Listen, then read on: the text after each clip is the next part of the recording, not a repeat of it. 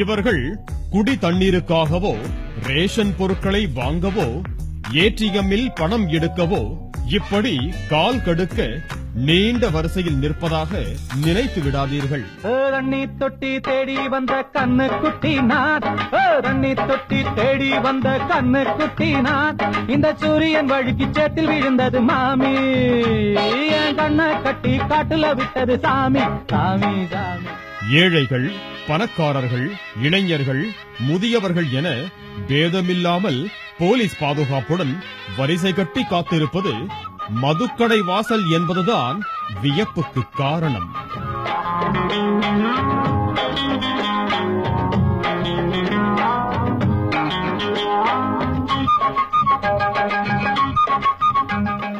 குடிதண்ணீருக்காக வரிசை கட்டிய காலை குடங்களுடன் மொட்டை வெயிலில் பெண்கள் காத்திருக்கும் இதே ராமநாதபுரத்தில்தான் மது பாட்டில் வாங்க வரிசை கட்டி நிற்கிறது இந்த காளையர் கூட்டம்.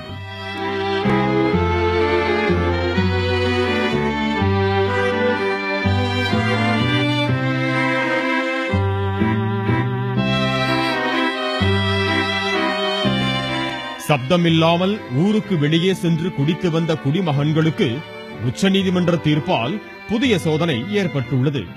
உச்சநீதிமன்ற தீர்ப்பின்படி தமிழகத்தில் நெடுஞ்சாலையை ஒட்டியுள்ள 3321 மதுக்கடைகள் ஒரே நாளில் மூடப்பட்டதால்தான் மதுவுக்கு இப்படி முண்டியடிக்கிறது இந்த கூட்டம்.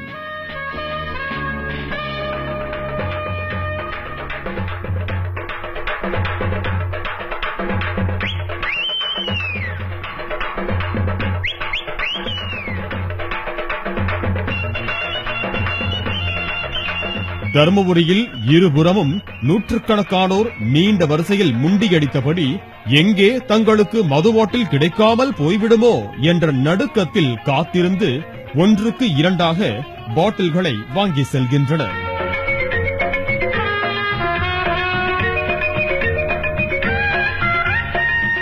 தூத்துக்குடியில் மட்டும் 84 மதுக்கடைகள் மூடப்பட்டதால் திறந்திருந்த கடைகளில் மது வாங்க முண்டியடித்த காளையர் கூட்டத்தை கட்டுப்படுத்த காவல்துறை வரவழைக்கப்பட வேண்டிய நிலை ஏற்பட்டது.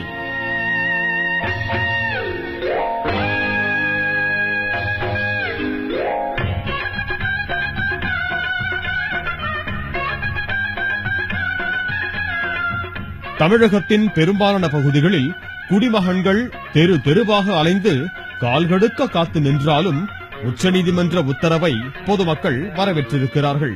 எங்களுக்கு இந்த கடை இருந்தது ரொம்ப இடைஞ்சலா இருந்துச்சு. இந்த கடை இல்லாத ரொம்ப பேர் வருத்தப்படுறாங்க. ஆனா எங்களுக்கு வியாபாரிகளுக்கு ரொம்ப நன்றி. ரயில்வே ஸ்டேஷன் போற பொதுமக்களுக்கு, பெண்களுக்கு நைட்டு எந்த இடைஞ்சல் இல்லாம இன்னைக்கு நிம்மதியாக நடந்து போவார்கள். நீதிபதி அவர்களுக்கு கோடான கோடி நன்றி. குடிமகன்களுக்கு சோதனை என்றாலும் மதுக்கடைகளை அகற்ற போராடியவர்களுக்கு நீதிமன்ற உத்தரவு ஒரு வரலாற்று சாதனை.